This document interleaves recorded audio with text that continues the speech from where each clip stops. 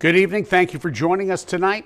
Preliminary election results show Florida's chief financial officer, Jimmy Patronis, won today's Republican primary to fill the U.S. House seat in District 1. And it wasn't even close. While the results still have to be certified, so everything is unofficial tonight, the Donald Trump-backed Patronis unofficially captured nearly 66% of the vote in a 10-person field. Patronis is also a restaurant owner in Panama City. Now, former state representative Dr. Joel Rudman in Santa Rosa County finished a distant second with about 10% of the vote. WER's Hannah James spoke with Patronis at his election watch party a short time ago.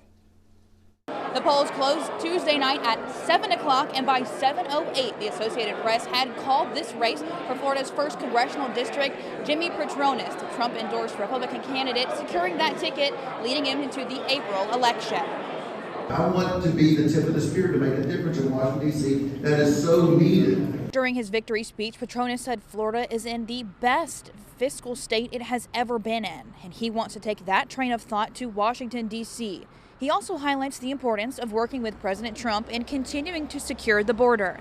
The Panama City native is familiar to Florida politics, serving nearly a decade in the state of House Representatives. Here's his response to winning the Republican primary.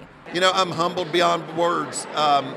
This was probably the biggest race I feel like I've personally had. I mean, I've won 2 statewide races, but this is different. This is a very large county commission race. You had 4 counties you had to win over. It was much more of a personal campaign.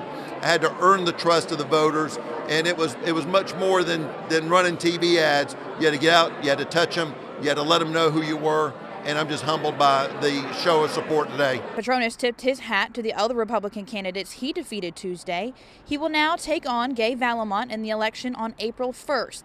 Valamont challenged Matt Gaetz in the last election cycle. She lost in November with just 34% of the vote. We also spoke with Patronis and asked him what it was like as a father to be able to show this kind of example for his 2 sons. He says he's excited to show them how to lead the nation. Reporting from Miramar Beach, I'm Hannah James, WAR News.